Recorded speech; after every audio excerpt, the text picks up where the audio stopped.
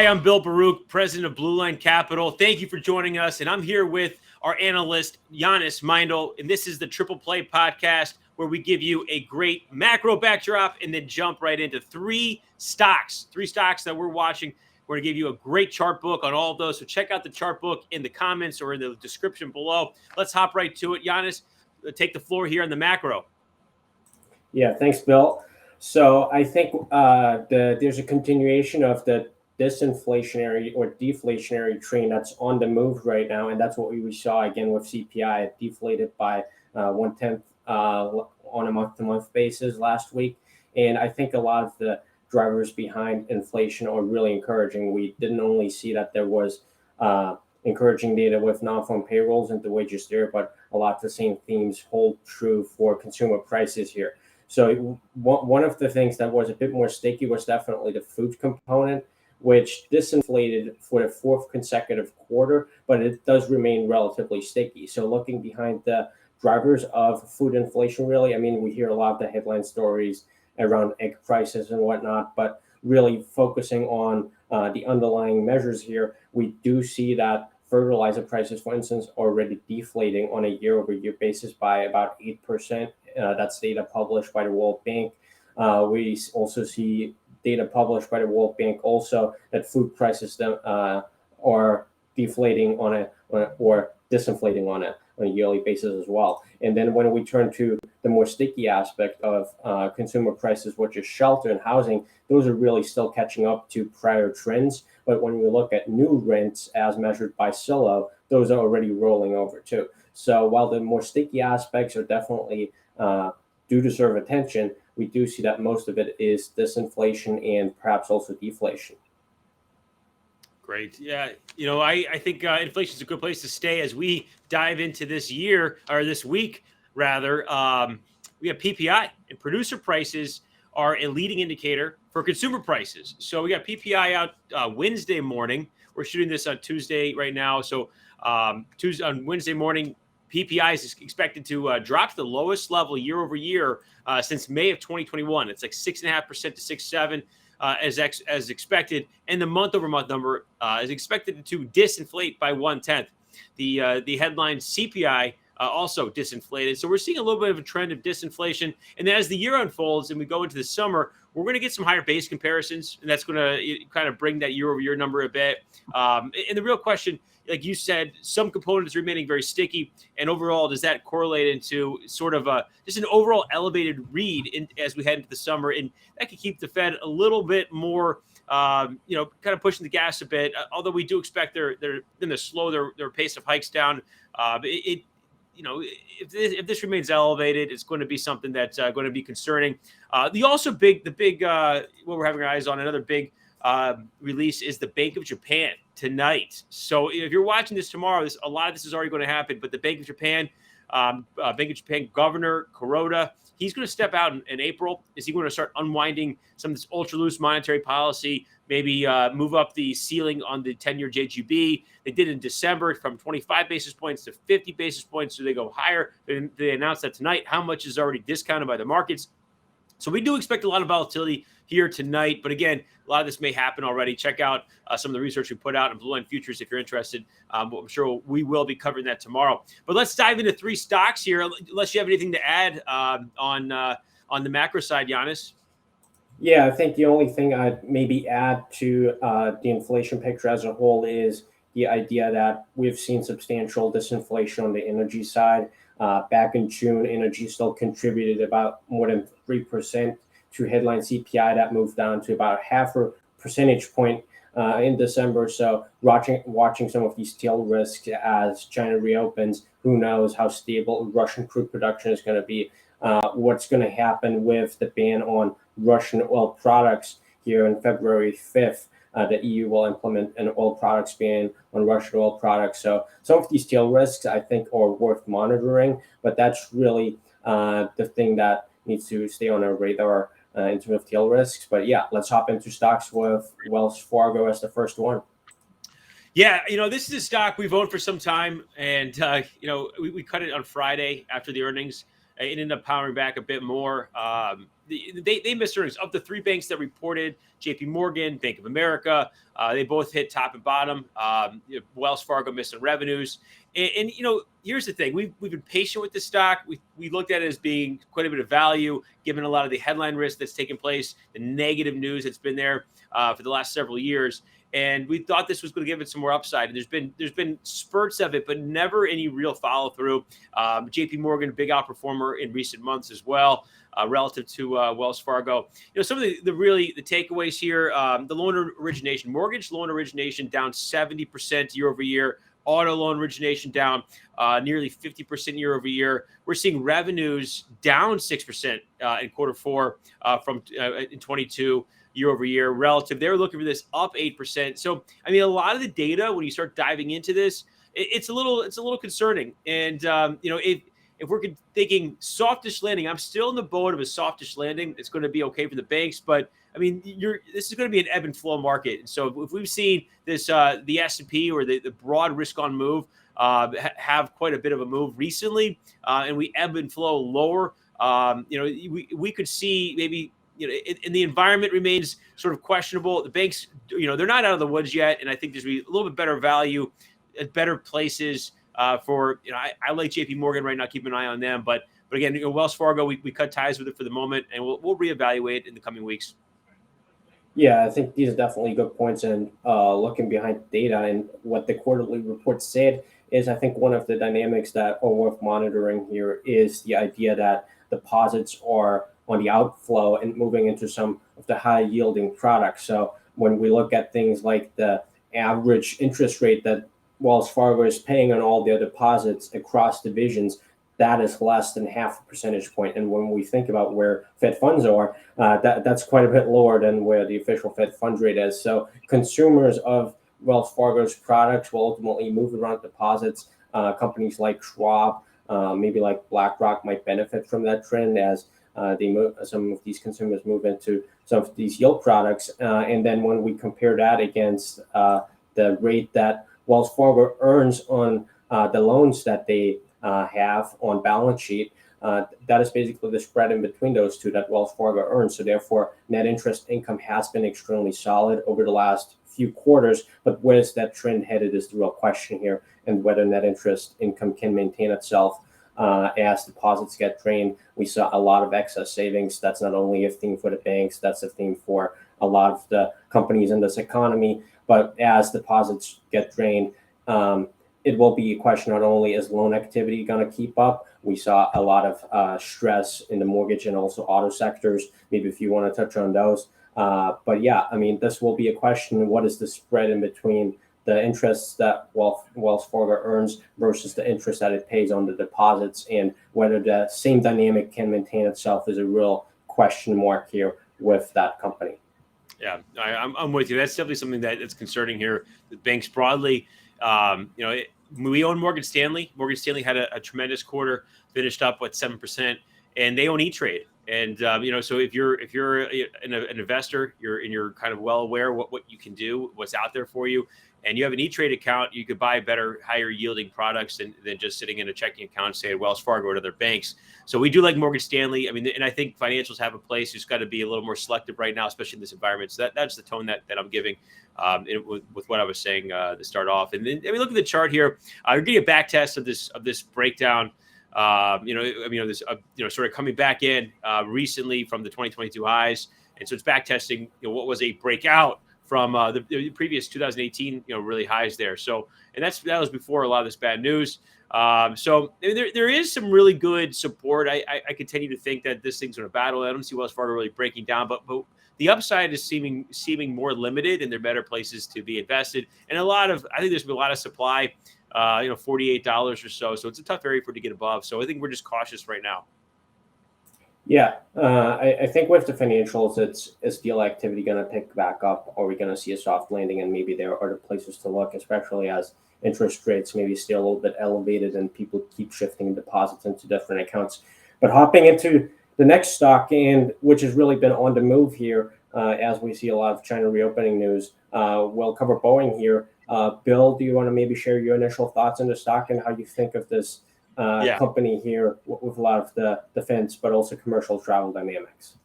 Yeah, I mean, yeah, you said defense. I mean, we own Raytheon. We did cut Northrop 2 weeks ago.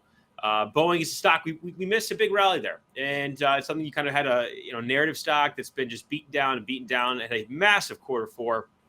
I mean, some of the things that are positive, free cash flow turned positive, revenue turned positive, but I think the elephant in the room is really the debt here.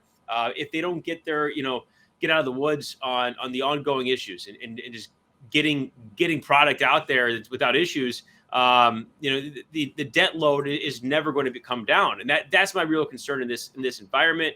And then you have a big move. It's not something you want to chase. I'll get to some of the charts, some of the relative strength, but I think here it's a narrative play, and I think a lot of the juices might be squeezed out in the near term. It might be better places within the industrial space to be invested. I know, Jannis, I'm going to let you take the floor here. You like the stock quite a bit more than I do, so why don't you dive into it? Yeah, so I think thinking about Boeing as a business here, we of course have the commercial airplane segment, we have defense, and then we have global services. So commercial airplanes, we've not seen a single operating profit in that segment since Q2 of 2019. So that just tells you how much of an issue that segment's been. We saw the grounding of the 737 MAX in 2019. We saw 2 years of issues with the 787 Dreamliner, and Boeing took a $3.5 billion charge on that one. We also saw a lot of issues with the 777X, where Boeing initially planned on introducing that plane in 2020 and getting it delivered to customers.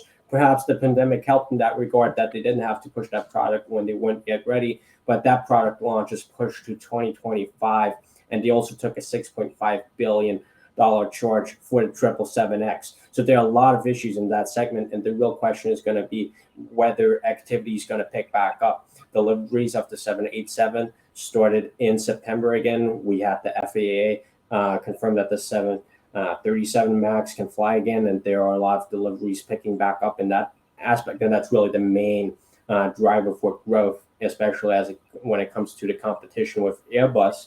And then we also see that China is letting the MAX plane fly again. So that is definitely encouraging, but I would think of this stock as a play on the Chinese reopening.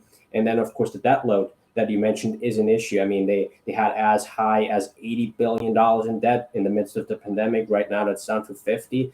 But is there a structural problem to this in case more issues arise as we go? So that's really one thing. And then also in the defense space, I mean, we did have exposure to Northrop. We still have exposure to Raytheon, but did the stock get ahead of itself in that regard? When we look at the spending cycle of the Department of Defense, you really have year-over-year increases for 10 years, and then you have year-over-year decreases for the next 10. So maybe as we had a lot of conflict-driven news, people are really piling into some of these defense stocks, but how sustainable is that is definitely a question mark. And also the commercial space here, and whether ultimately Boeing can deliver on those 2025, 2026 targets that they have, where they plan on getting 10 billion free cash flow positive again, returning to $100 billion in revenue at that point. But these are a lot of open questions. And while I do like it as an inflection story, it does remain somewhat uncertain. Yeah, I agree. I mean, a lot of great points. If net income can turn positive as they expect in 2023, I mean, I think that's going to get people excited. I might get excited about just kind of seeing it and realizing it that they've done that. But it's a stock I'll continue to be cautious on. It had a really big move. Show those charts here. I think they're really great charts. I mean, you're going to see Boeing. It's been a big move. I mean, 125 to nearly 225. I mean, it's up. I mean, let's just call it like 40% or so. I mean, I'm sorry, almost 100%. I mean, this thing has really almost been a double. But here's the thing is, it's moving into a lot of supply. I mean, you've got a lot of supply up there from where this breakdown is. I think that's going to be an issue. Can it really get through there?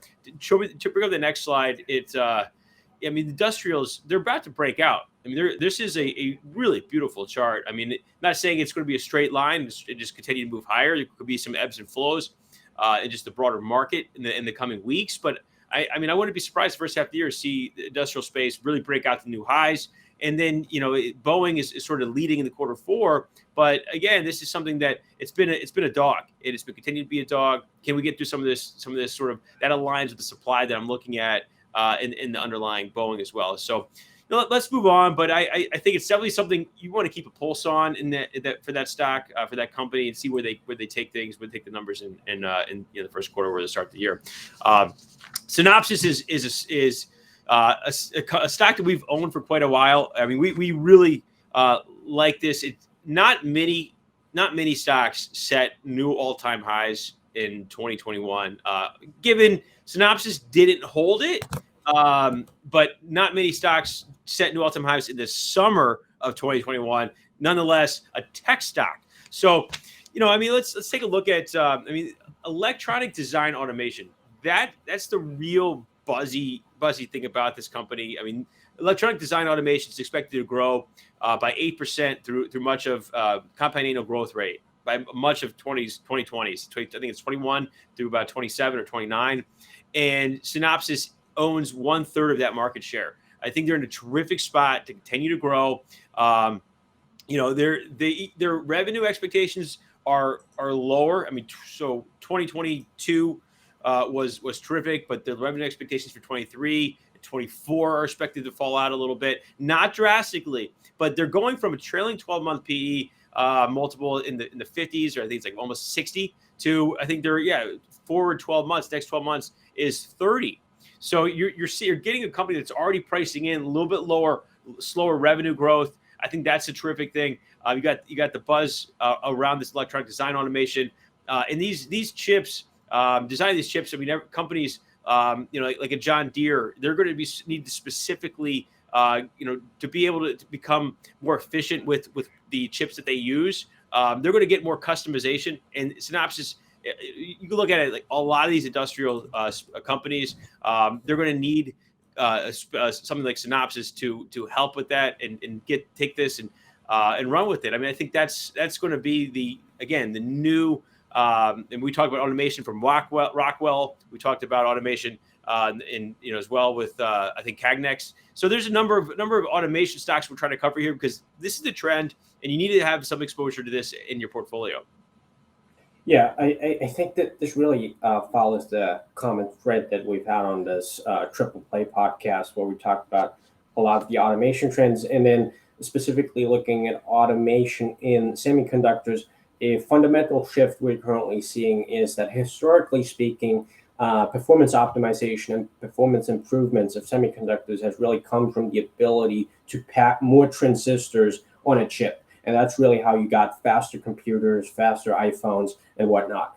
And that trend is getting challenged. That's a trend called Moore's Law, where every 2 years you expect to put twice as many chips on a CPU.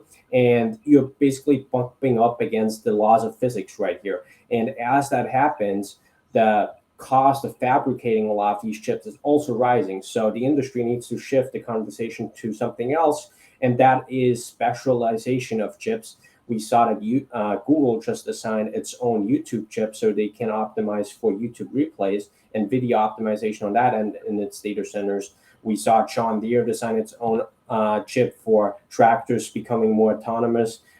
We saw Amazon design its own AWS chip. So you see that specialization and the design automation that comes with it is really becoming a trend as companies try to exploit different growth areas that are not packing more transistors onto a chip. That was the last couple of decades, ever since really the CPU came about, and the next couple of decades may well be more specialized chips, and that's really where Synopsys comes in with its design automation, and also having the pre-built building blocks in the IP segment of the company. Because if you redesign a chip, if Apple designs its own chip, then you don't want to necessarily redesign every single part of that chip.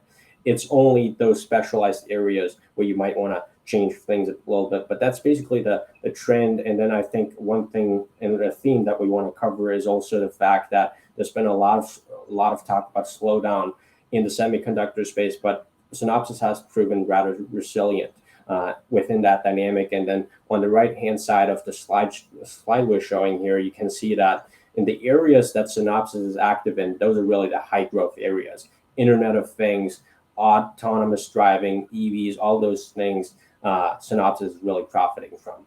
Yeah, that's. I mean, I think you really covered it there. It was the stock we own. We've owned it for a little while. I've been using the word ebbs and flows here today. It's given great movement.